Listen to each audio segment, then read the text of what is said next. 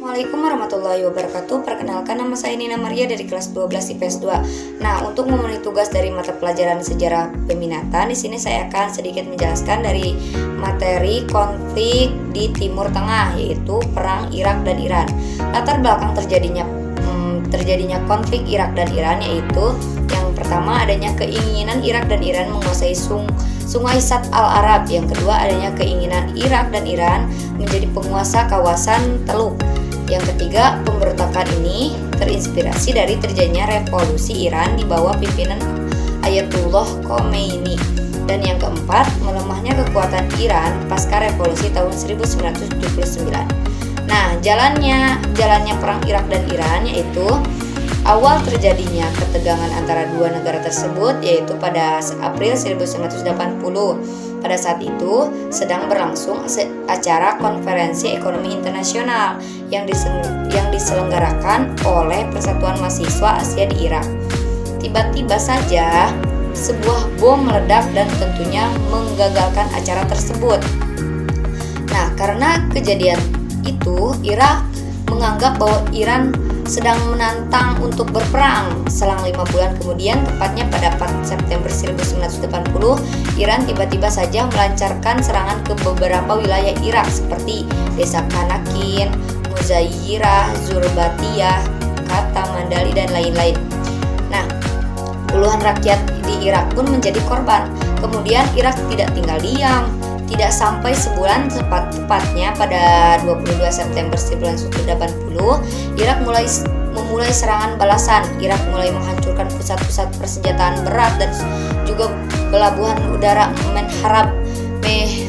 Mehrabat Teheran, Iran. Nah, terus Irak berhasil menduduki Pulau Tum Besar dan Tum Kecil, wilayah sengketa kedua negara yang sudah dikuasai oleh Iran selama ratusan tahun serangan. Nah, perang ini terus berlanjut, aksi saling balas serang pun tidak bisa dihindari. Nah, hingga akhirnya pada bulan April 1983 Irak menghancurkan sumur minyak di Norwuz yang membawa dampak besar bahkan ke negara-negara tetangganya. Terus akhir dari perang Irak dan Iran, perang yang terjadi selama 8 tahun ini ternyata tidak membuahkan hasil loh. Jadi dalam perang ini tidak ada yang menang ataupun kalah. Hingga akhirnya perang ini pun berakhir setelah Iran bersedia menerima resolusi Dewan Keamanan PBB nomor 598 tahun 1988.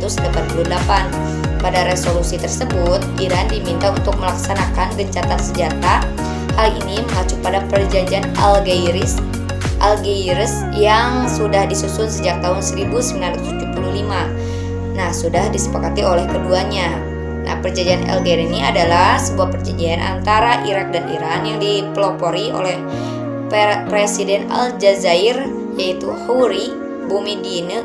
Perjanjian ini dilaksanakan di ibu kota Aljazair yaitu Algiers atau biasa juga disebut Algiers.